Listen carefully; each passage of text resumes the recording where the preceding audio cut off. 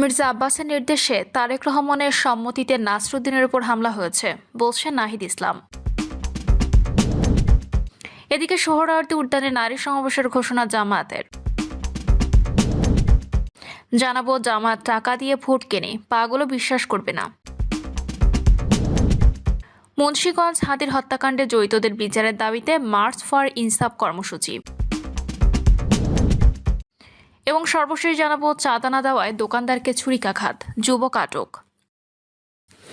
দর্শক শুনছিলেন সংবাদ শিরোনাম, এবার জানিয়ে দিব বিস্তারিত সংবাদ। তবে তার আগে অনুরোধ থাকবে ভিডিওটিতে একটি লাইক দিন এবং ভিডিও সম্পর্কে আপনাদের গুরুত্বপূর্ণ মতামত কমেন্ট করে জানিয়ে দিন। মির্জা আব্বাসের নির্দেশে তারেক রহমানের সম্মতিতে নাসরুদ্দিনের উপর হামলা হয়েছে বলছেন নাহিদ ইসলাম। ঢাকা ৮ আসনে জামায়াত ইসলামীর নেতৃত্বাধীন ১১ দলীয় নির্বাচনী ঐক্যের প্রার্থী নাসরুদ্দিন পাটোয়ারির দিকে ডিম নিক্ষেপের ঘটনায় প্রতিক্রিয়া জানিয়েছেন নাহিদ ইসলাম। জাতীয় নাগরিক পার্টির এই আহ্বায়ক অভিযোগ করেছেন, বিএনপির চেয়ারম্যান তারেক রহমানের সম্মতিতে এবং ঢাকা ৮ আসনে দলটির মনোনীত প্রার্থী মির্জা আব্বাসের নির্দেশে তার দলের মুখ্য সমন্বয়ক নাসরুদ্দিন পাটোয়ারির উপর হামলা করা হয়েছে। নাহিদ ইসলাম হুঁশিয়ারি দিয়ে বলেছেন, যদি আঘাত আসে তাহলে পাল্টা আঘাত আসবে। নির্বাচন কমিশন যদি নীরব ভূমিকা পালন করে, পুলিশে যদি নীরব ভূমিকা পালন করে, তাহলে আমাদের পক্ষ থেকে যা করণীয় আমরা তা করব। এক দলের প্রার্থীদের দিকে ডিম নিক্ষেপ করা হলে অন্য দলের প্রার্থীদের উপরেও ডিম পড়বে। রাজধানীর ফকিরাপুলে একটি হোটেলে আজ জরুরি সংবাদ সম্মেলনে তিনি এ হুঁশিয়ারি দেন। রাজধানীর শান্তিনগরে হাবিবুল্লাহ বাহার কলেজে আয়োজিত পিঠা উৎসবে এদিন বেলা 11:30টার দিকে আমন্ত্রিত অতিথি হয়ে গিয়েছিলেন নাসরুদ্দিন পাটোয়ারি। সে সময় তাকে ও তার কর্মী সমর্থকদের লক্ষ্য করে একের পর এক ডিম ছুড়ে মারা হয়, দেওয়া হয় ভুয়া ভুয়া স্লোগানও। হাবিবুল্লাহ বাহার কলেজে নাসরুদ্দিন পাটোয়ারির উপর পরিকল্পিত সন্ত্রাসী হামলা হয়েছে উল্লেখ করে এর জন্য বিএনপিকে দায়ী করেন এনসিপির আহ্বায়ক নাহিদ ইসলাম। বিএনপির উদ্দেশ্যে নাহিদ বলেন, আজকে যেটা হয়েছে এটা খুবই দুঃখজনক, খুবই ন্যাক্কারজনক। এটা অস্বীকারের চেষ্টা আরও বেশি ন্যাক্কারজনক। কলেজে চিহ্নিত ছাত্রদলের ক্যাডার সন্ত্রাসীরা পরিকল্পনা করে এটা করেছে। মির্জা আব্বাসের নির্দেশে তারেক রহমানের সম্মতিতে এই ঘটনা আজকে ঘটেছে। আপনারা একদিকে ভালো ভালো কথা বলবেন, আরেকদিকে বিরোধীদের উপর সন্ত্রাসী কায়দায় হামলা করে আওয়ামী লীগের রাজনীতিকে পুনর্বাসন করবেন। এটা আমরা বাংলাদেশে হতে দেব না। আজকে আমরা হুঁশিয়ারি দিচ্ছি নির্বাচন কমিশনের প্রতি, দেখতে চাই তারা এর কি ব্যবস্থা নেয়, কলেজ প্রশাসন কি ব্যবস্থা নেয়, বিএনপি দলীয়ভাবে কি ব্যবস্থা নেয়।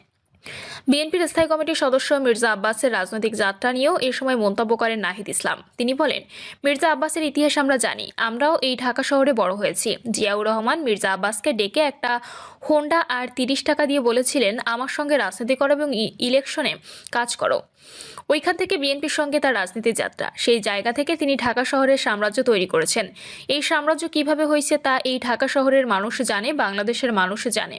এ সময় মির্জা আব্বাসের উদ্দেশ্যে এনসিপির আহ্বায়ক বলেন, আগে যা করেছেন সেই আচরণ যদি পরিত্যাগ করতে না পারেন, তাহলে এবার নির্বাচনে এর পরিণতি ভালো হবে না। নির্বাচন মানে কথার লড়াই। আপনি একটা কথা বলবেন, আমি একটা কথা বলবো, জনগণ সিদ্ধান্ত নেবে তারা কাকে ভোট দেবে।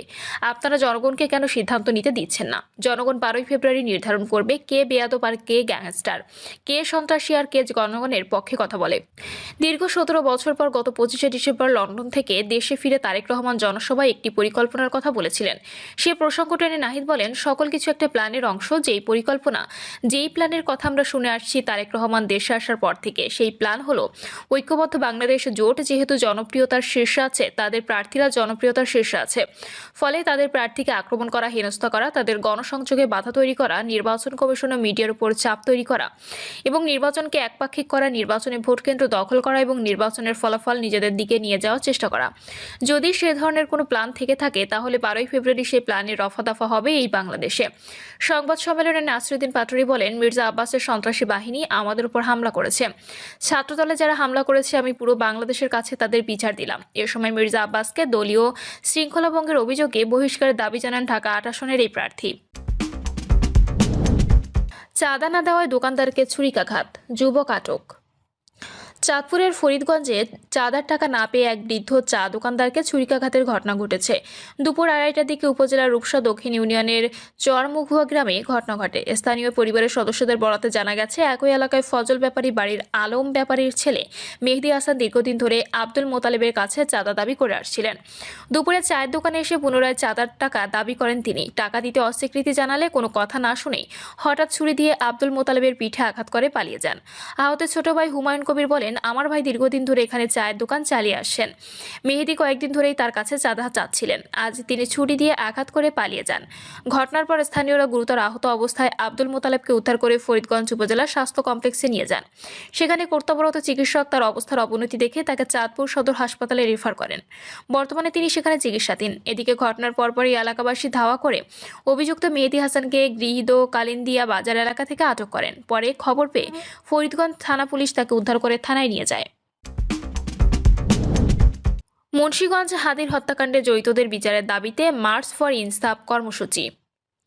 ইনকিলাব মঞ্চের মুখপত্র শহীদ শরীফ ওসমান হাদির হত্যাকাণ্ডে জড়িতদের দ্রুত আইনের আওতায় এনে দৃষ্টান্তমূলক শাস্তি ও বিচারের দাবিতে মুন্সিগঞ্জে মার্চ ফর ইনসাফ কর্মসূচি পালন করেছে শিক্ষার্থীরা। সংক্ষিপ্ত সমাবেশে বক্তারা বলেন, শহীদ ওসমান হাদির মৃত্যুর পর 41 দিন পেরিয়ে গেলেও হত্যাকাণ্ডের সঙ্গে জড়িত মূল অভিযুক্তদের আইনের আওতায় নিয়ে আসতে আইন শৃঙ্খলা বাহিনী ব্যর্থতার পরিচয় দিয়েছে। ফলে দ্রুত জড়িতদের আইনের আওতায় এনে দৃষ্টান্তমূলক শাস্তি নিশ্চিত করতে হবে। তা না হলে খুব শিগগির বৃহত্তম আন্দোলনের ডাক দেওয়া হবে। কর্মসূচি শেষে শহীদ ওসমান হাদির বিদেহী আত্মার মাগফিরাত কামনায় দোয়া ও মুনাজাত করা হয়। কর্মসূচিতে উপস্থিত থেকে বক্তব্য রাখেন জগন্নাথ বিশ্ববিদ্যালয়ের ছাত্র সংসদের নবনির্বাচিত কার্যনির্বাহী সদস্য ও ইনকিলাব মঞ্চের সদস্য সচিব শান্তা আক্তার। সোহরাওয়ার্দী উদ্যানে নারী সমাবেশের ঘোষণা জামায়াতের। সারা দেশে নির্বাচনী প্রচারণায় নারী নেতাকর্মীদের উপর হামলা ও হেনস্থার অভিযোগ করেছে জামায়াত ইসলামী। এরই প্রতিবাদে 31শে জানুয়ারি রাজধানীর সোহরাওয়ার্দী উদ্যানে একটি প্রতিবাদ সমাবেশ পালন করবে দলটির মহিলা বিভাগ। এই কর্মসূচির মাধ্যমে রাজধানীতে প্রথমবারের মতো নারী নেতাকর্মীদের একটি বিশাল জামায়াত করার পরিকল্পনা হাতে নিয়েছে দলটি। জামায়াতে টাকা দিয়ে ভোট কেনে পাগলও বিশ্বাস করবে না। ঢাকা 16 আসনে জামাত ইসলামীর প্রার্থী মোহাম্মদ আব্দুল বাতেন বলেছেন, জামাত টাকা দিয়ে ভোট কেনে এটা পাগলও বিশ্বাস করবে না। রাজধানীর মিরপুর 6 নম্বর এলাকায় গণসংযোগকালে সাংবাদিকদের প্রশ্নের জবাবে তিনি কথা বলেন। এই আসনে বিএনপি প্রার্থী আমিনুল হক সম্প্রতি জামায়াতে টাকা দিয়ে ভোট কিনছে বলে অভিযোগ করেন। জামাতের এই প্রার্থী আজ ফজরের নামাজের পর মিরপুর 11 নম্বরে বি ব্লকের বায়তুন্নুর মসজিদ এলাকা থেকে গণসংযোগ শুরু করেন। সকাল 10টা থেকে জোহরের নামাজ পর্যন্ত মিরপুর 6 নম্বর সেকশনের বিভিন্ন এলাকায় প্রচারণা চালান। আসরের নামাজের পর মিরপুর ঝুটপট্টি এলাকায় প্রচারণা এবং মাগরিব ও এশা নামাজের পর বি ও সি ব্লক এবং মিরপুর 6 নম্বরে মুকুল ফৌজ মাঠে 3টি উঠান বৈঠক করেন। জামাতের এই প্রার্থী এদিন সকালে মিরপুর 6 নম্বর সেকশনের সি ব্লকে মিরপুর আদর্শ বিদ্যানিকেতন এলাকায় প্রচারণা চালান। এ সময় তিনি গণমাধ্যম কর্মীদের বলেন, মাঠের পরিস্থিতি অনুকূলে না থাকায় তিনি এসব অভিযোগ করেছেন, কিন্তু এসব অভিযোগ মিথ্যা। আব্দুল বাতেন বলেন, আমরা নাকি টাকা দিয়ে ভোট কিনছি। জামায়াত ইসলামী টাকা দিয়ে ভোট কেনে এটা একটা পাগলও বিশ্বাস করবে না। নির্বাচনের জয়ের ব্যাপারে আশাবাদ ব্যক্ত করে আব্দুল বাতেন বলেন, প্রায় মানুষের কাছে যে অনুভূতি পাচ্ছি তা পরিবর্তন চায়। দীর্ঘদিন ধরে যে শাসন ব্যবস্থা চলে আসছে দেশে, সেখান থেকে তারা পরিবর্তন চায়।